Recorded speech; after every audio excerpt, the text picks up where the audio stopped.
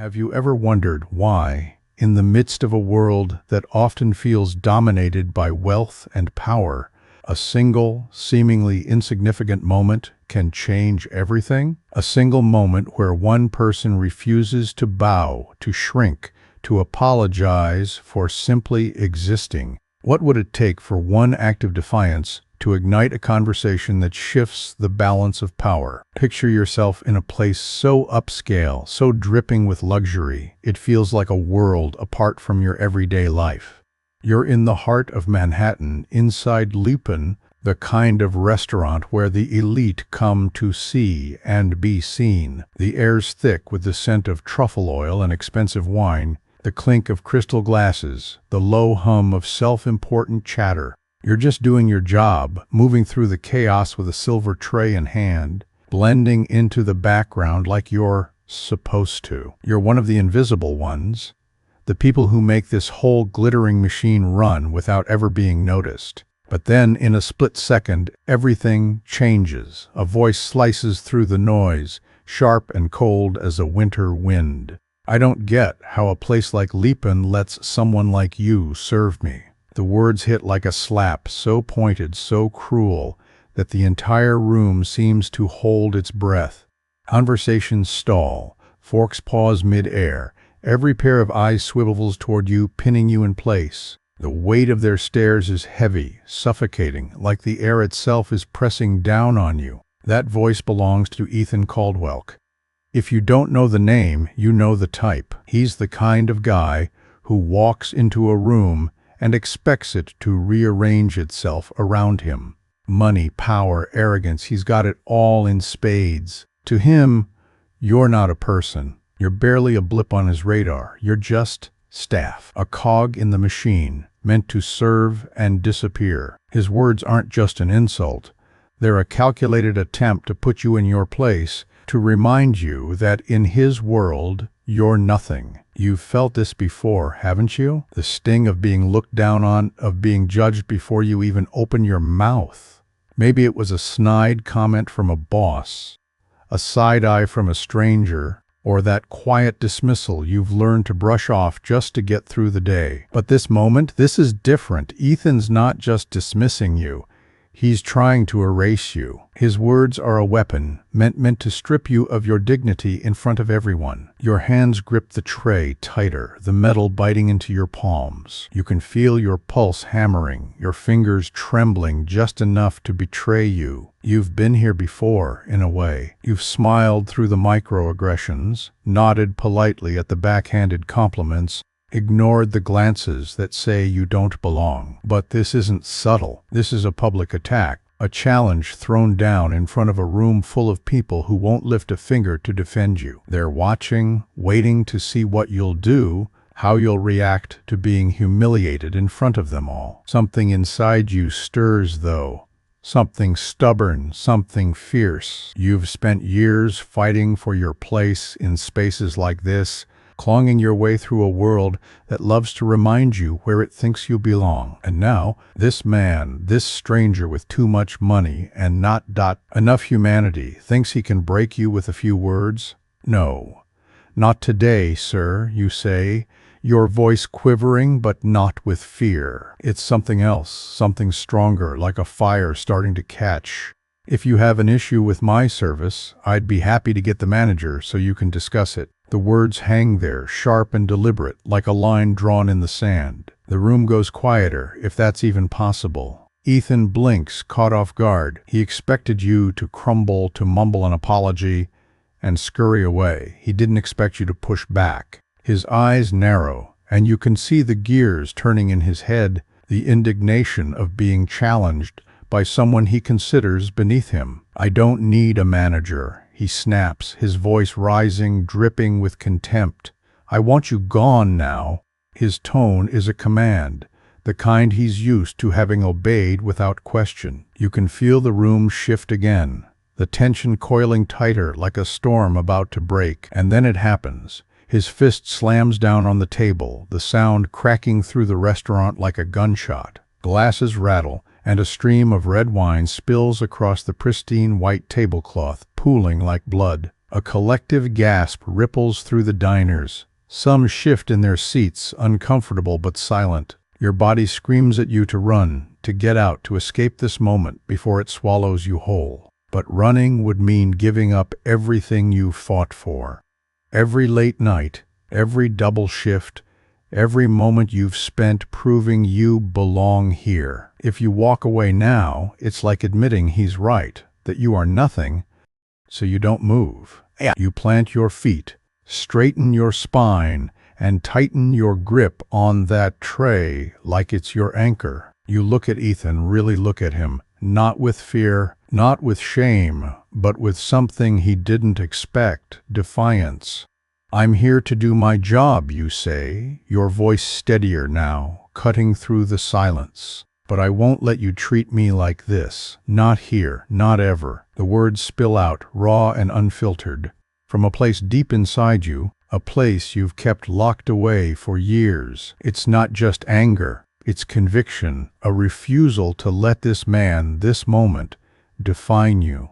Ethan's face twists, his cheeks flushing with rage. You can see the veins in his neck pulsing, his jaw clenched tight.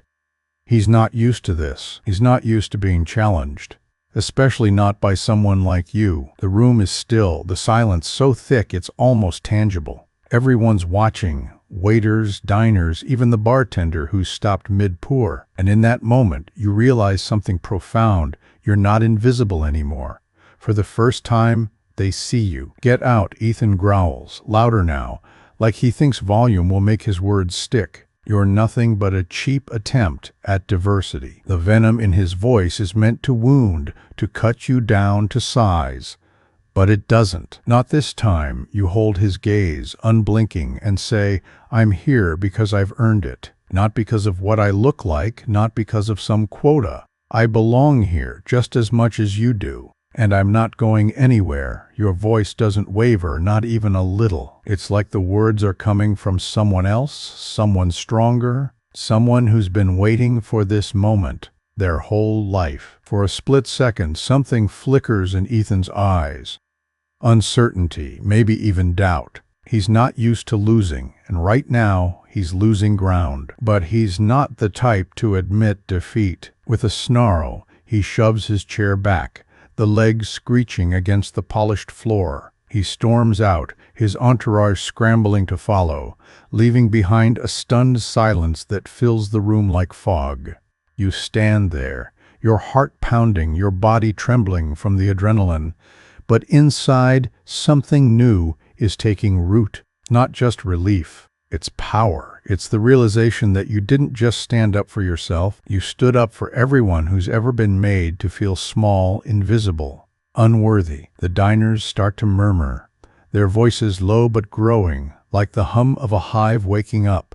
You can feel their eyes on you, but it's different now. It's not pity or judgment, and closer to respect. In that moment, as the world around you starts to move again, you know this isn't just about you anymore. This is about every person who's ever been told they don't belong, every person who's had to fight for their place in a world that doesn't always want them. You found your voice, and it's louder than you ever imagined. Ethan Caldwell might have walked out, but you're still standing.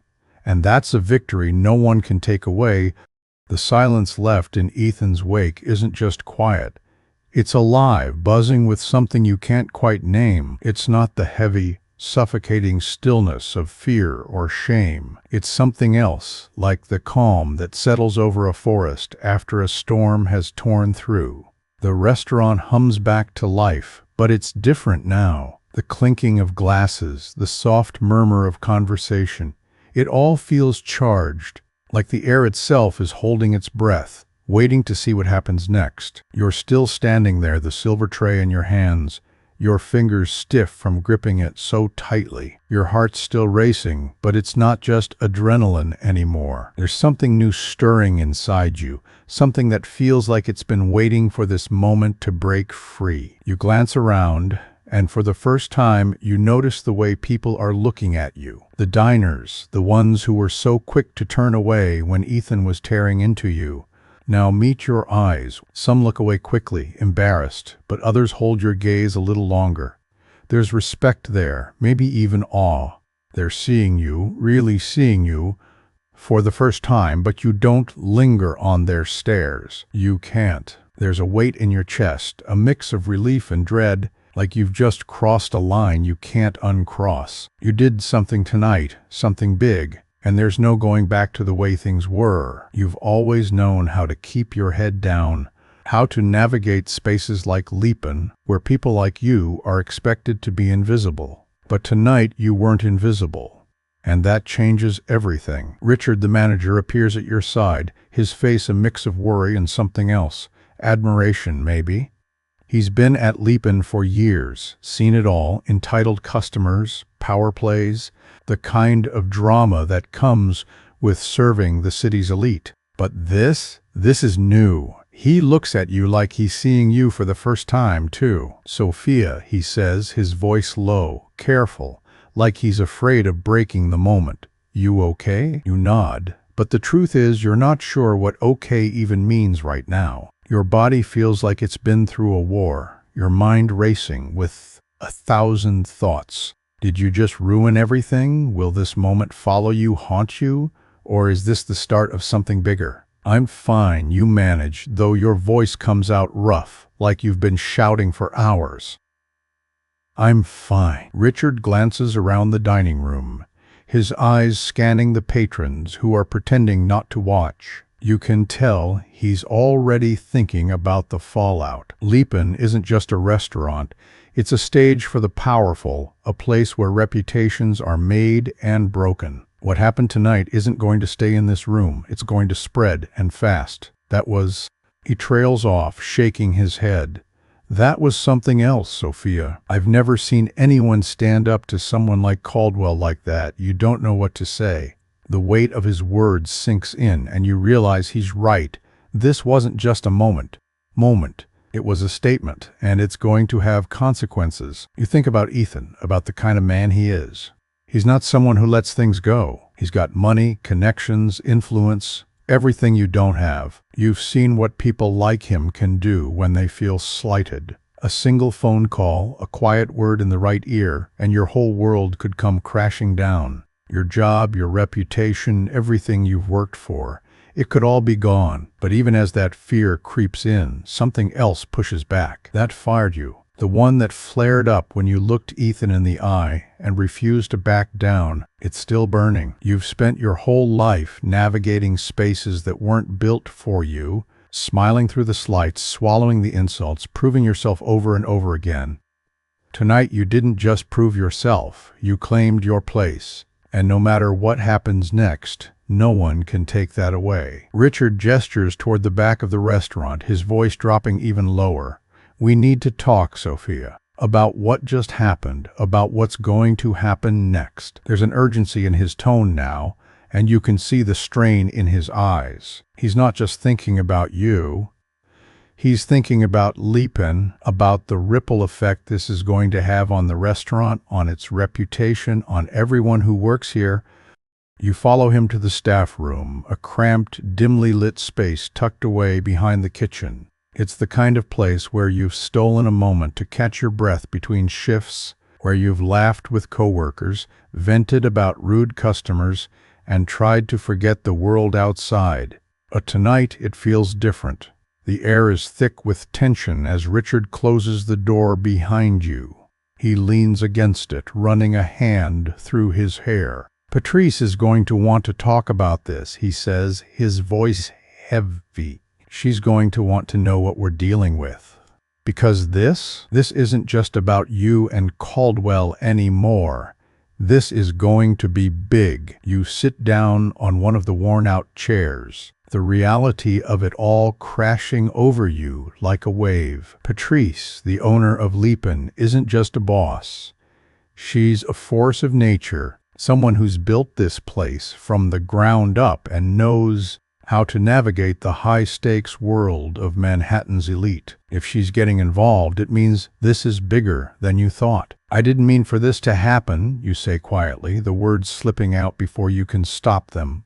I couldn't let him talk to me like that. Not anymore. Richard looks at you, and for a moment his expression softens. I know, he says, and I get it. You did what you had to do, but you've got to understand, Sophia, people like Ethan Caldwell don't take kindly to being challenged. He's not just some rich guy throwing a tantrum.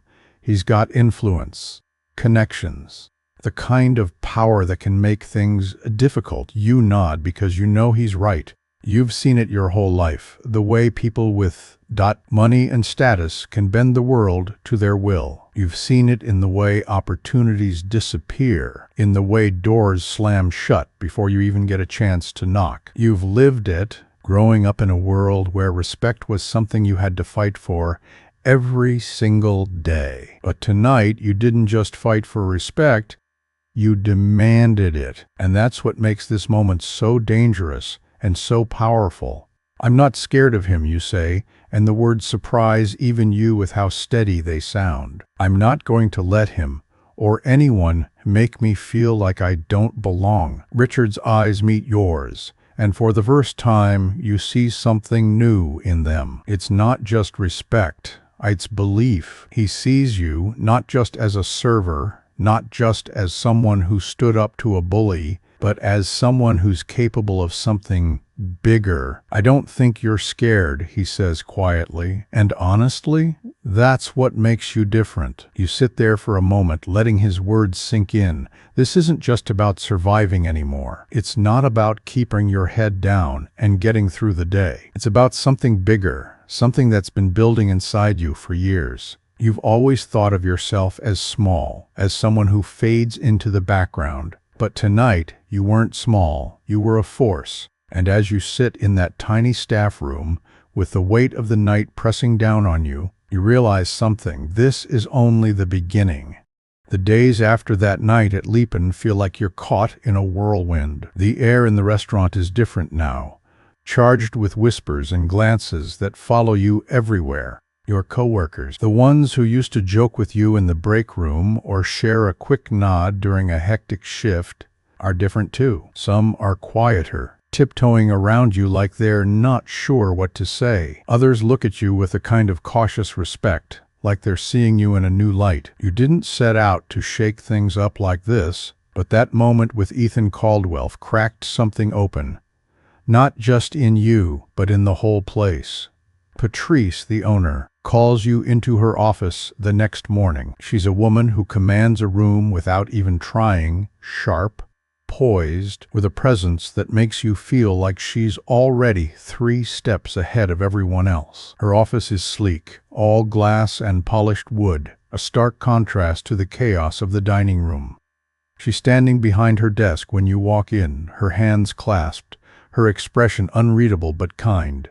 Sophia, she says, her voice steady but warm, I want you to know we've got your back. What you did last night, it wasn't just about you. It was about all of us. It was about what this place stands for. But we need to be ready for what's coming. Her words hang in the air, heavy with meaning. Ready for what? You're not sure, but you can feel the weight of it already. Leapin's always been a place where power plays out in subtle ways. The way a high-profile client gets a better table, the way a whispered complaint can shift the whole mood of a shift. But now, it's like the whole restaurant is holding its breath, waiting for the fallout from your stand against Ethan. The staff feel it too. You see it in the way the chefs move a little slower, their usual banter muted, or how the other servers steal glances at you when they think you're not looking. Leapin's a microcosm of the world outside, a place where privilege is served alongside the food, where the people who keep it running are expected to stay in the shadows. You've always known your place in that hierarchy. You've spent years perfecting the art of being invisible, of anticipating needs before they're spoken, of smiling through the kind of comments that make your stomach twist. But now something's shifted. You're not invisible anymore. The managers, who used to barely acknowledge you beyond a quick good work, now give you nods of recognition. The other servers, even the ones who've been here longer than you, look at you differently, like you're not just one of them anymore. but someone who's done something they couldn't. It's strange, this new attention. Part of you wants to shrink back into the background, to go back to being just Sophia, the server who keeps her head down and gets the job done. But another part of you, the part that looked Ethan Caldwell in the eye and refused to back down, knows there's no going back. You've crossed a line, and the world on the other side is different. Scarier, maybe, but also bigger. Full of possibilities you never let yourself imagine before. The media catches wind of the story faster than you expected. By the next day, your name is everywhere, on X, in news articles, in heated debates on morning talk shows. Some call you a hero, a symbol of standing up to power. They share clips of the incident, blurry cell phone footage that someone in the restaurant must have recorded. Others, though, aren't so kind. Ethan's supporters, his circle of wealthy, connected allies, come out swinging. They call you a liar, an opportunist, someone who staged the whole thing for attention. The comments on X are brutal, a mix of praise and venom that makes your head spin. You try to ignore it, but it's hard when your phone buzzes constantly with notifications, when every glance at a screen reminds you that the world is watching. But for every hateful message, there's another that stops you in your tracks. A woman from Chicago writes about how she's been a server for 15 years, dealing with customers who treated her like she was less than human. A young man from Atlanta shares how your story gave him the courage to call out a coworker who'd been harassing him. These messages, these stories, they're like lifelines, pulling you out of the doubt and fear that creep in during the quiet moments. They remind you why you spoke up, why you couldn't let Ethan's words slide. You're not just fighting for yourself anymore, you're fighting for them too. One afternoon, as you're prepping for a shift, Richard pulls you aside again. His face is serious, his eyes darting around like he's worried someone might overhear. "Sophia," he says, his voice low, "Patrice wants to see you again. It's important. There's something we need to talk about. Something big." Your stomach twists as you follow him through the restaurant's back corridors, the familiar hum of the kitchen fading behind you. What could this be about? You've already faced Ethan, already stood your ground. What else is there? But there's a part of you that knows this isn't over, that the ripples from that night are still spreading, touching places you can't even see yet. When you step into Patrice's office, she's by the window, looking out over the city. The view is stunning. Skyscrapers glinting in the afternoon sun, a reminder of how high the stakes are in this world. She turns to face you, and there's something in her eyes that you can't quite place. It's not just authority or confidence, it's belief in you. "Sophia," she says, her voice steady but carrying a weight that makes you stand a little straighter. "I've been talking to some of our regulars, people who care about what Leapin stands for, and there's an opportunity here. For you, you blink, unsure where this is going. An opportunity?" You ask, trying to keep your voice even, but your heart's already racing. Patrice nods, stepping closer. "What happened with Ethan? It's bigger than just one night. It's caught people's attention, people with influence. They see what you did, and they want to support you. They're offering to back you, to help you turn this moment into something more, something that could change things, not just here, but everywhere." Your breath catches. This isn't just about standing up to one man anymore. It's not even about keeping your job or proving you belong. This is about something bigger. Something that could ripple out and touch people you've never met, people who've been fighting the same battles you have. "What kind of change?" you ask, your voice barely above a whisper. Patrice's smile is small but real, the kind of smile that comes from someone who's seen enough of the world to know how rare this moment is. The kind of change that makes people listen, the kind that makes them rethink how they treat people like you. Like us. You could be the face of something, Sophia. A movement, a chance to make sure no one else has to go through what you did. The words hit you like a tidal wave. A movement, you?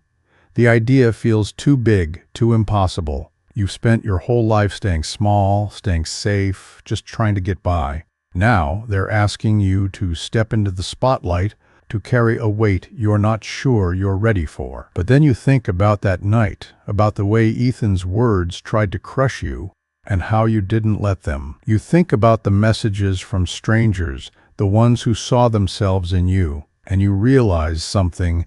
This isn't just about you anymore. It's about all of them. I don't know if I'm ready, you admit, your voice shaking just a little. But I know I can't walk away from this. Patrice nods, like she knew you'd say that. You don't have to decide right now. But I think you're ready, Sophia. I think you've been ready for a long time. And as you leave her office, the weight of her words settling over you, you know she's right. Surviving anymore. It's about stepping into something bigger, something that could change everything. Not just for you, but for everyone who's ever been told they don't belong. Patrice's words stick with you like a song you can't shake, echoing in your head as you move through the days that follow. You've always been someone who's fought to survive, scraping by, pushing through the noise of a world that's never made it easy for you. But now you're being asked to do more than survive. You're being asked to lead, to step into a role you never imagined for yourself. The idea of it, of being the face of something bigger, something that could change lives, feels like a weight you're not sure you can carry. But at the same time, it feels like a fire burning brighter with every moment you let yourself think about it.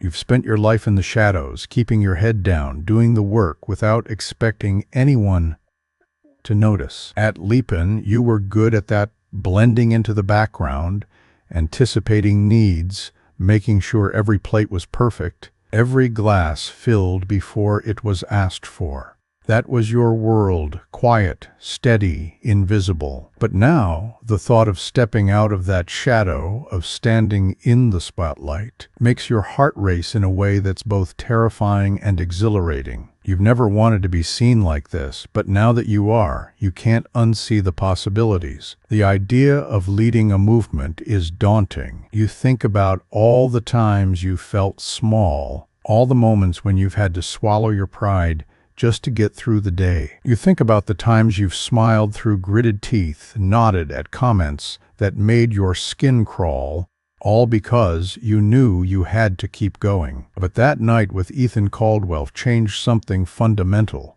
You didn't just stand up to him.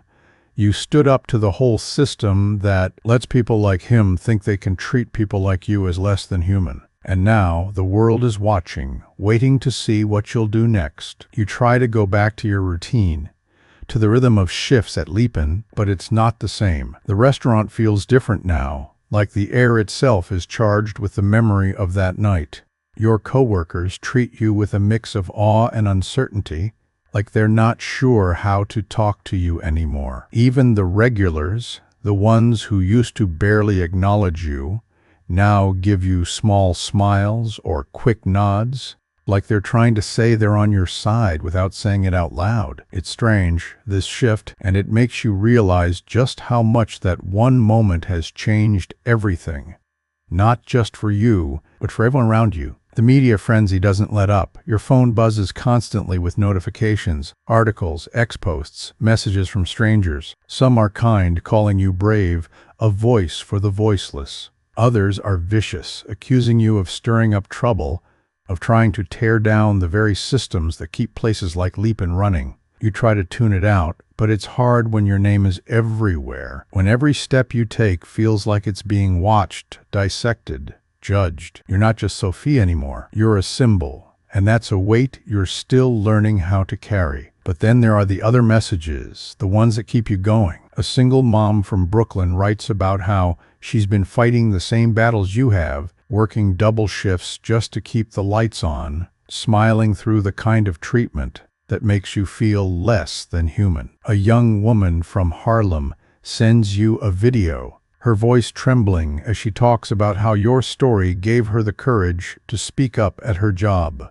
These messages, these voices, they're what remind you why you can't walk away from this, no matter how heavy it feels. One evening, as you're getting ready to leave for the night, Patrice pulls you aside again. Her office feels like a sanctuary now, a place where the chaos of the world outside can't quite reach you.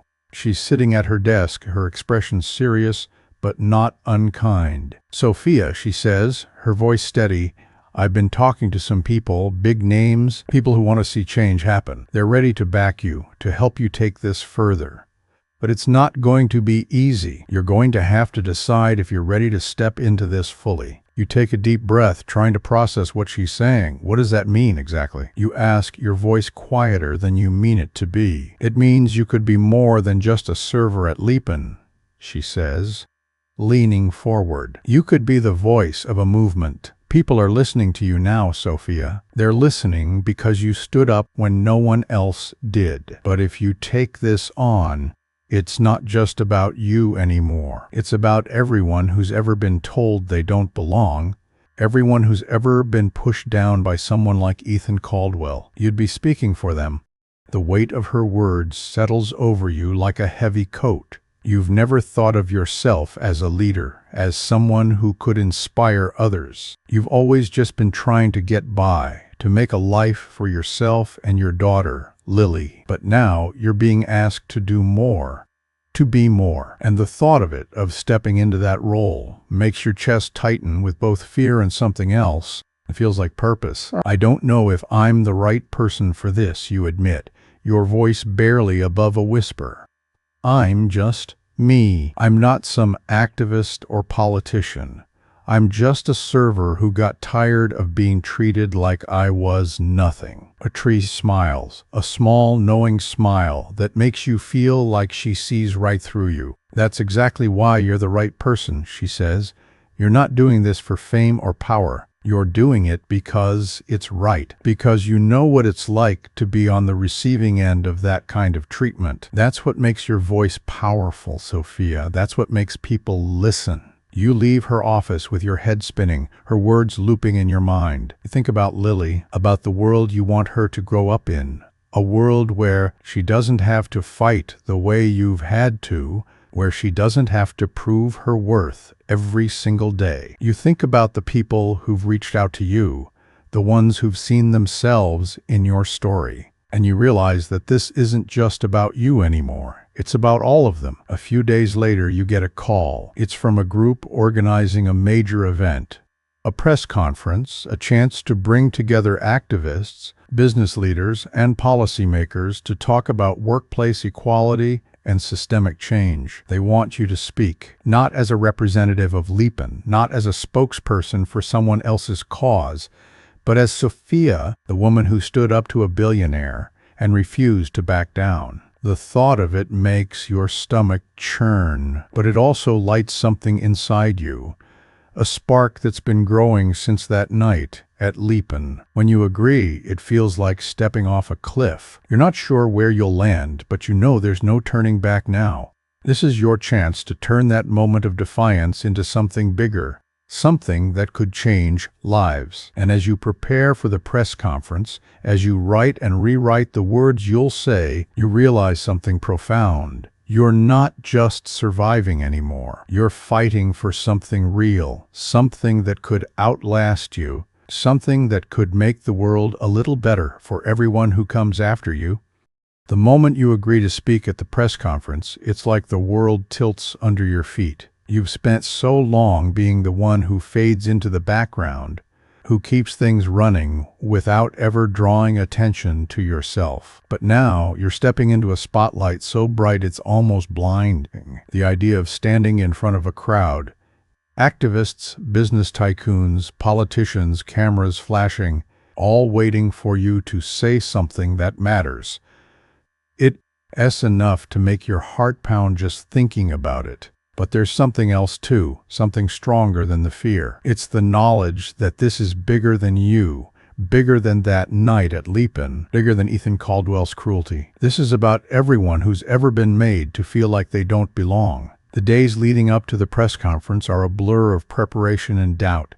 You're not a public speaker. You're not someone who's ever had a platform or a voice that carried beyond the walls of a restaurant. You're just Sophia, a server from Queens, a single mom trying to make a life for her daughter. But every time you start to question yourself, every time the weight of it all feels like too much, you think of Lily. You think of her wide eyes, her trusting smile, the way she believes in you without question.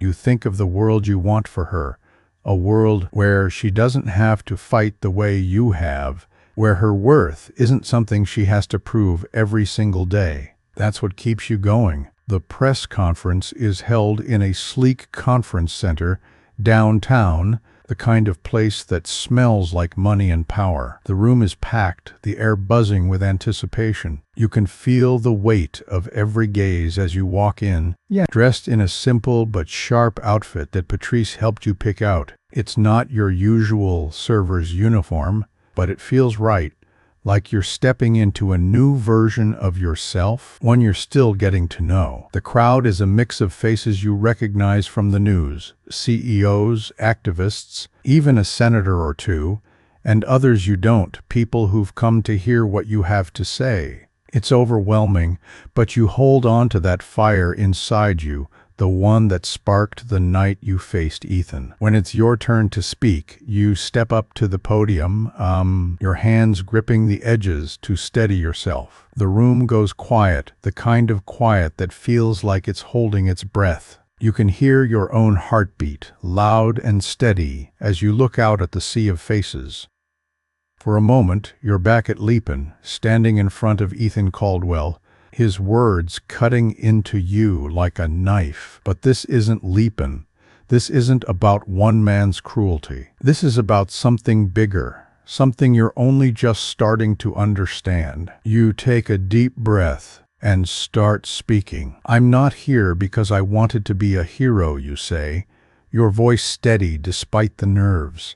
I'm here because I got tired of being treated like I was less than human. I'm here because I've spent my whole life proving I belong.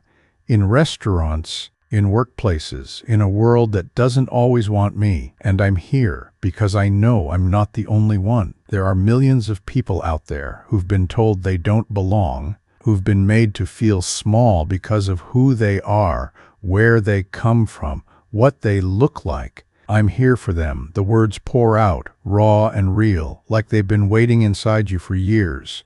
You talk about that night at Leapin, about the way Ethan's words tried to strip you of your dignity and how you refused to let them. You talk about the people who've reached out to you since, Siverns, retail workers, teachers, parents, all sharing stories of their own struggles, their own moments of standing up or wishing they could. You talk about the need for change, not just in words or policies, but in the way we see each other, the way we treat each other. This isn't about tearing anyone down, you say, your voice rising with conviction.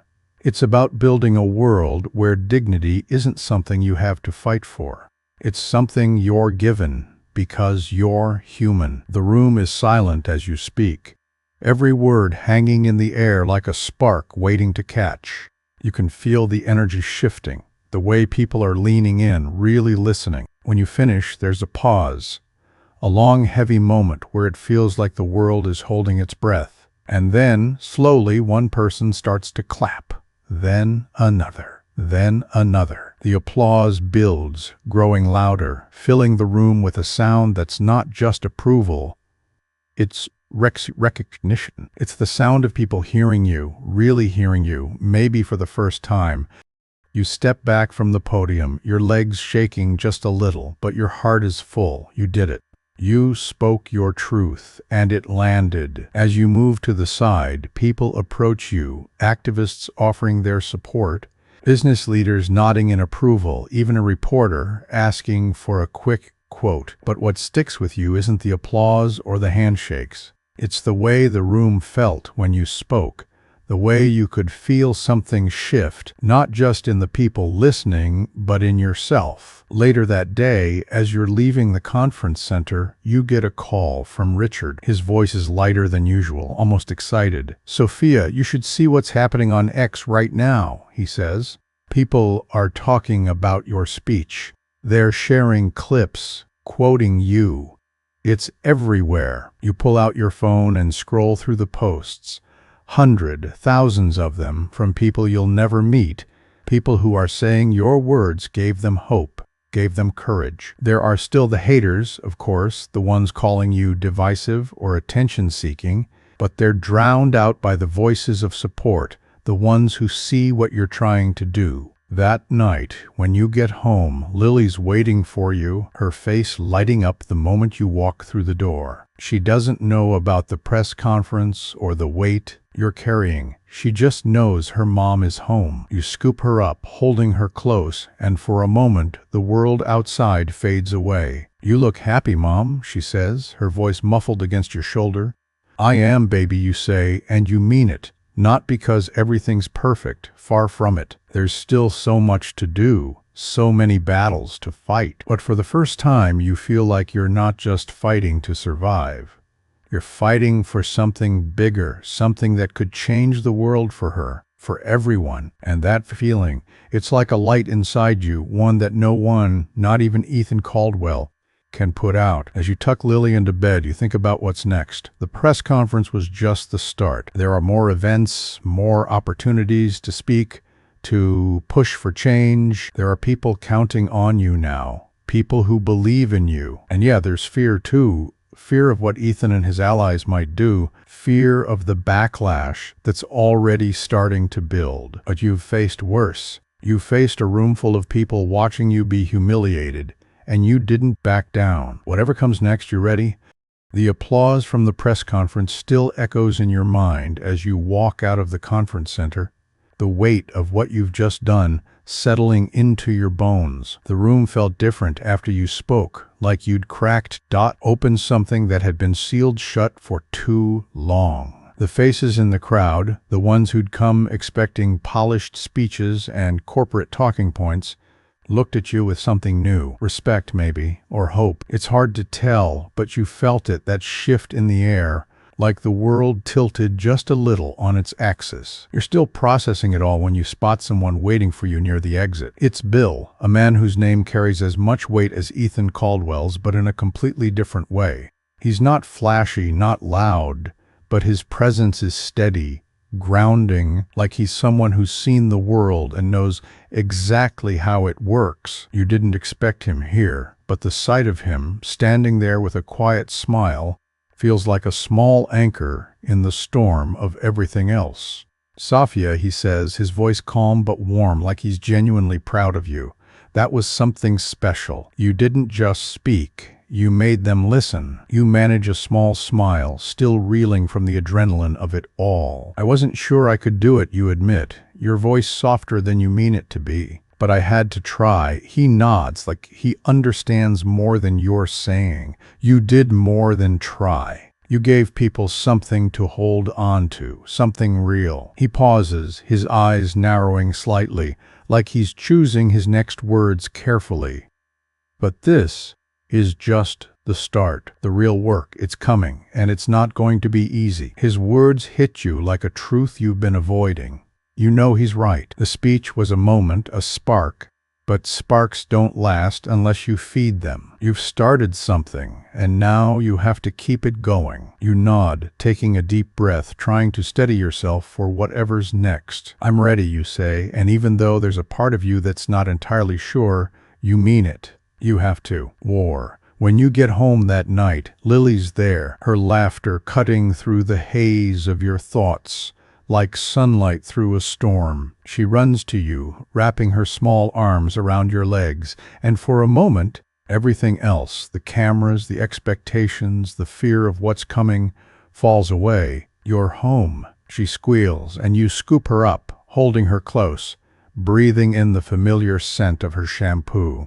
She doesn't know about the press conference, doesn't know about the weight you're carrying. To her, you're just mom, and that's enough. "I'm gonna change the world for you, kiddo," you whisper into her hair, the words more a promise to yourself than to her. She giggles, oblivious, and you hold on to that moment, letting it anchor you, but the world outside doesn't stop. The media frenzy picks up speed, your speech trending on X, clips of it shared and reshared, dissected by commentators and strangers alike. Some call you an inspiration, a voice for change. Others, Ethan's allies mostly, call you a troublemaker, someone trying to upend the system for clout.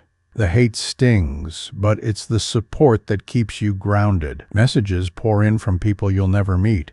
People who felt invisible, who've been told they don't belong, who see themselves in you. Their words are like fuel, keeping that fire inside you burning. But with every step forward, there's a shadow creeping closer. You can feel it, the sense that Ethan Caldwell isn't done with you. People like him don't just walk away from a public challenge like that. A few days later, you get a call from Richard while you're tucking Lily into bed. His voice is tight, like he's trying to keep it together. "Sophia," he says, "you need to watch your back. We're hearing things.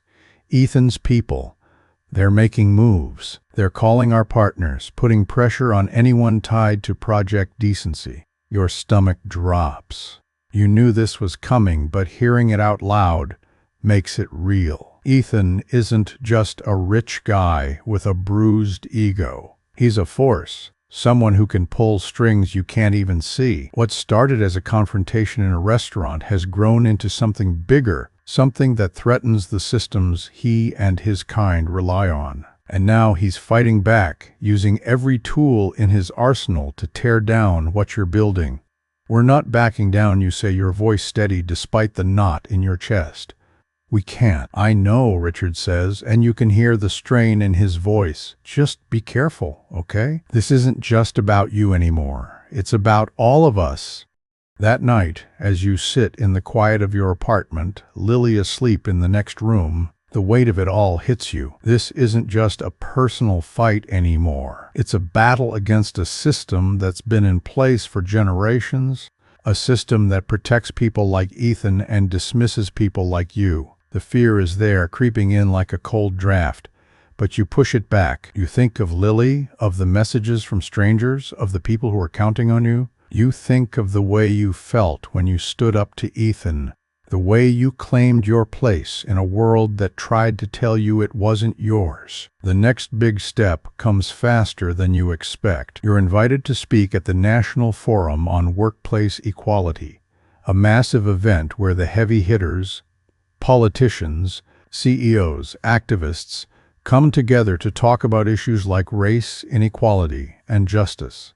They want you to speak not as some polished spokesperson, but as Sophia, the woman who stood up to a billionaire and said, "Enough is enough." It's an honor, but it's also terrifying. These are the people who make decisions that shape millions of lives, and you're just you, a server, a mom, someone who's spent her life fighting to be seen. The night before the forum, you lie awake, staring at the ceiling of your hotel room. The doubts creep in louder now. Can you really do this? Can you stand in front of all those powerful people and say something that matters? What if you stumble? What if you fail? But then you think of that night at Lipan, of the way your voice didn't shake when you faced Ethan. You think of Lily, of the world you want for her, and you know you can't back down now. The next morning you walk into the forum, your heart pounding but your head high. The room is packed with faces you've seen on TV, people who hold the kind of power you've only ever glimpsed from the outside. But as you step up to the podium, something shifts. You're not afraid anymore. Not in the way you thought you would be. The words come, steady and clear, as you tell your story, as you speak for everyone who's ever been told they're not enough.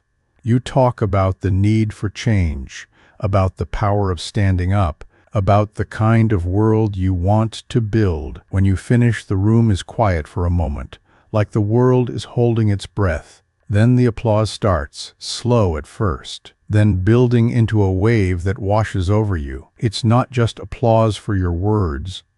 It's for the courage it took to say them, and in that moment you know you've done something real, something that can't be undone.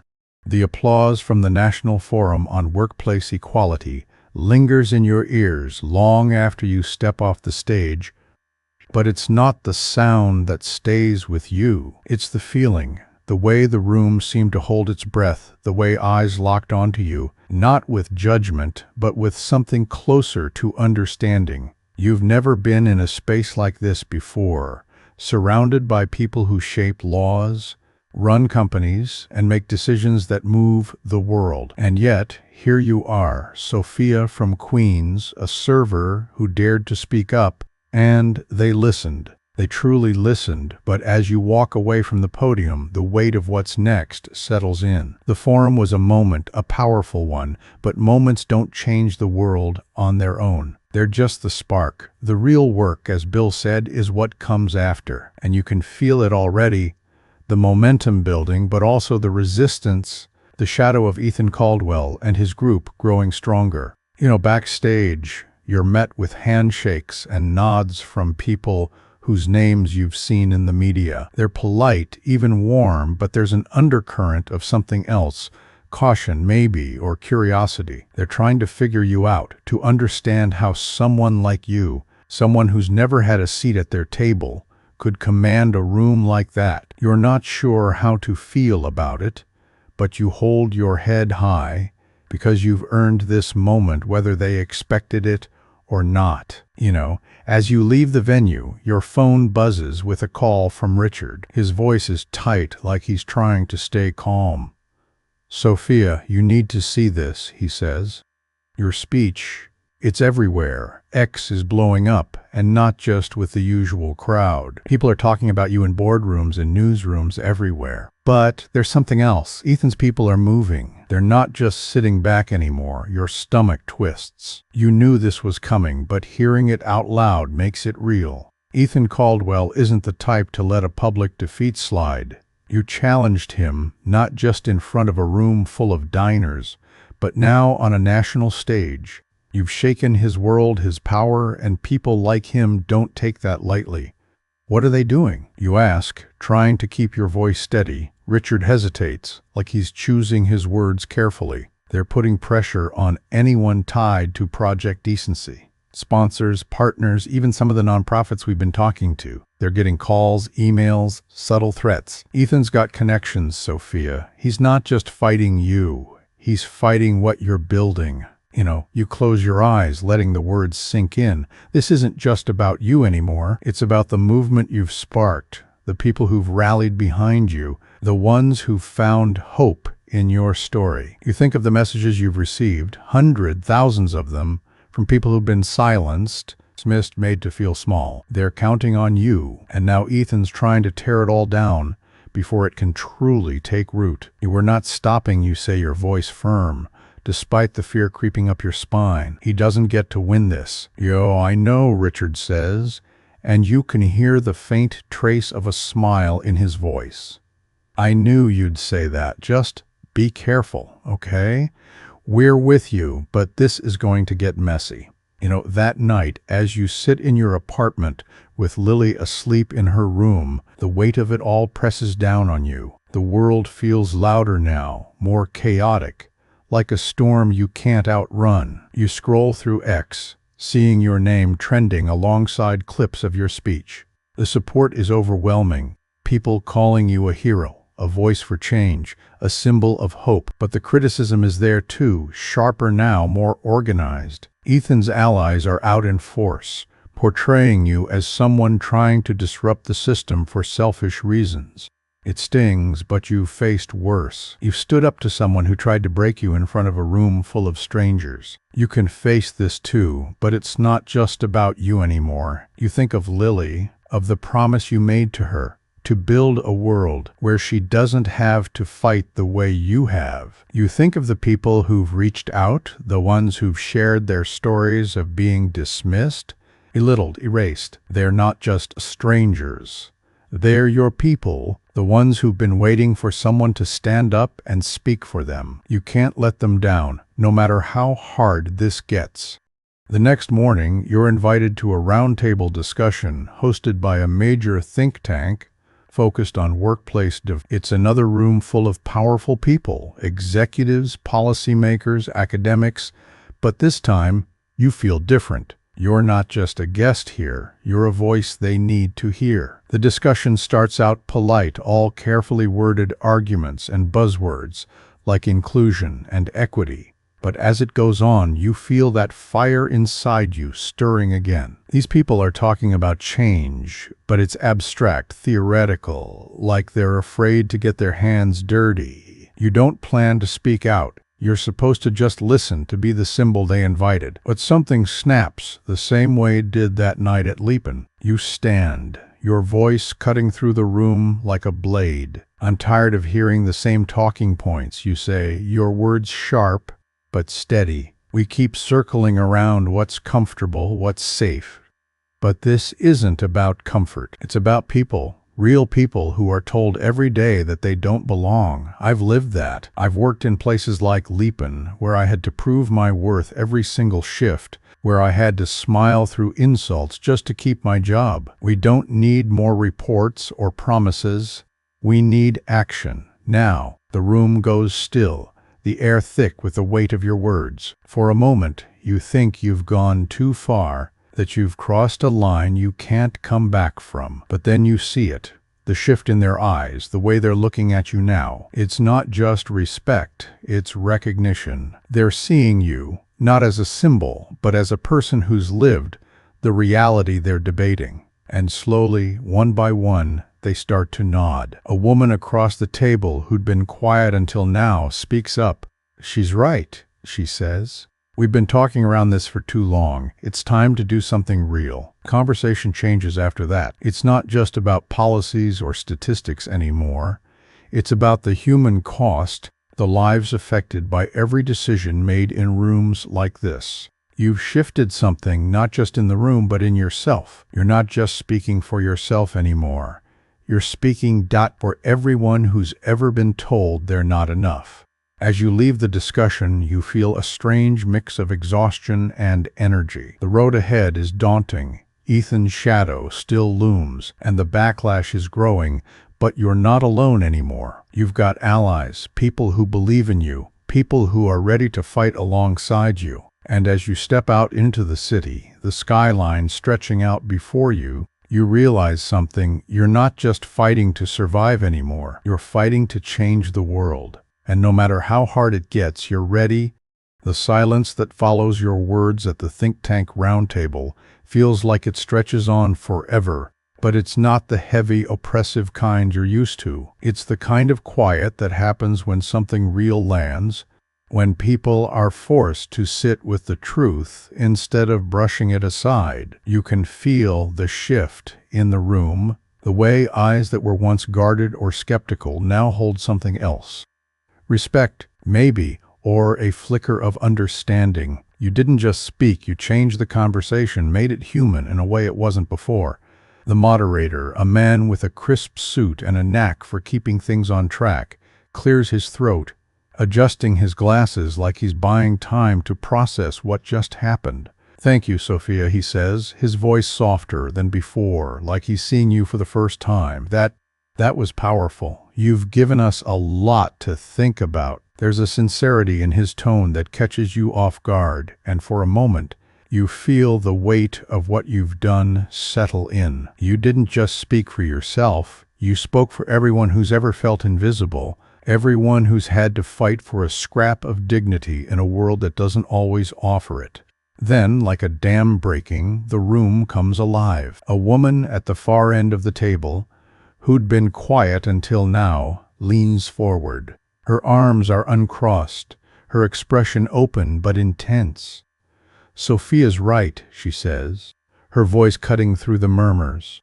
"We've been dancing around this for too long, hiding behind buzzwords and reports. It's not about policies on paper.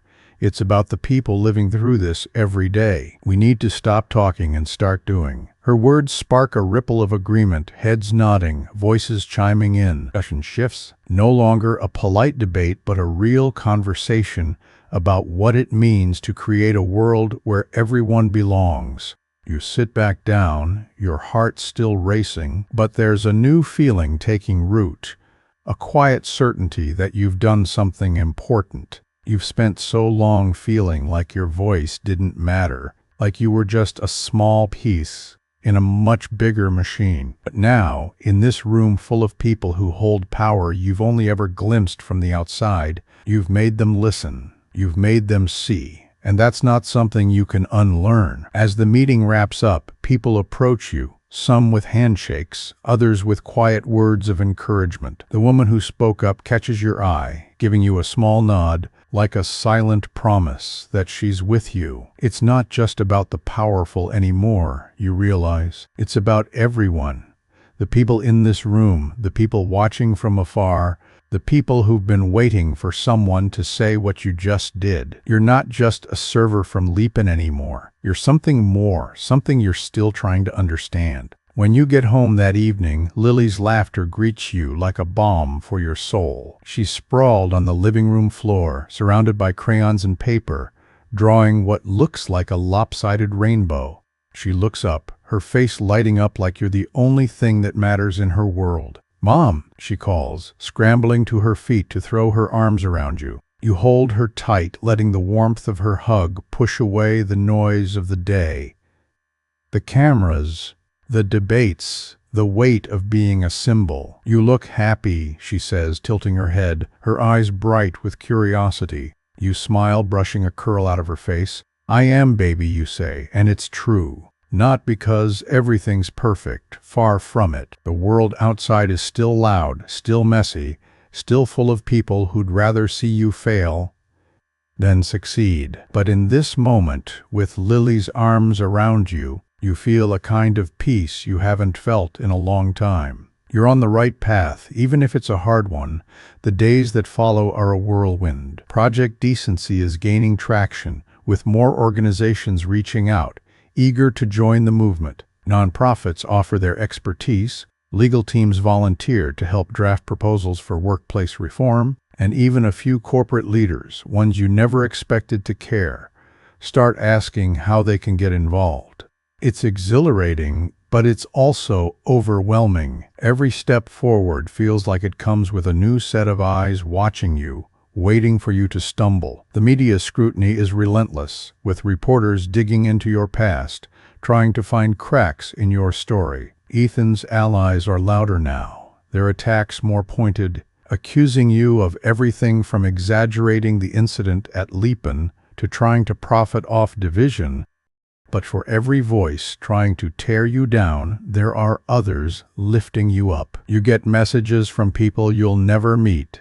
Siverns, teachers, parents, students, all saying your story gave them hope, gave them the courage to speak up in their own lives. One message from a young woman in Texas sticks with you. "I've been a waitress for 10 years, and I've never had the guts to stand up to a customer like you did. Thank you for showing me I don't have to stay quiet." Those words hit you hard, reminding you why you're doing this. It's not about fame or recognition.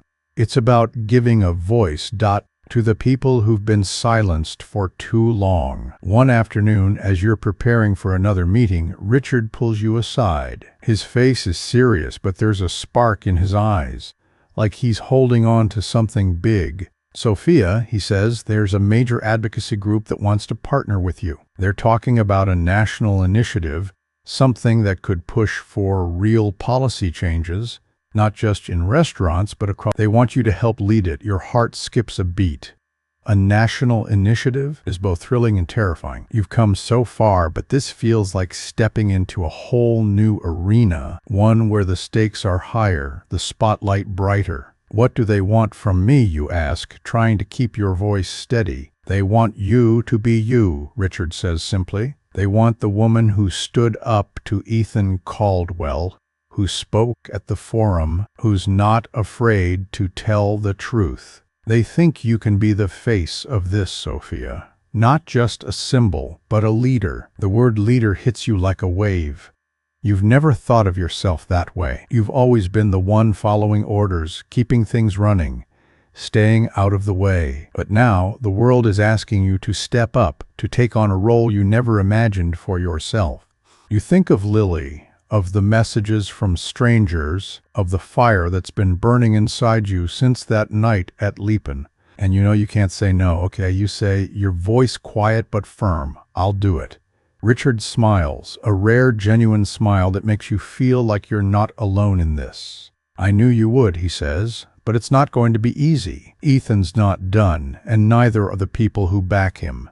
They're going to come for you, Sophia. For all of us, you nod, because you know he's right. The road ahead is going to be harder than anything you've faced before. But as you look at him, as you think of Lily sleeping soundly in her bed, as you remember the faces of the people who've rallied behind you, you realize something: you're not afraid anymore. Not the way you used to be. You've already faced the worst: Ethan's cruelty, the public scrutiny, your own doubts.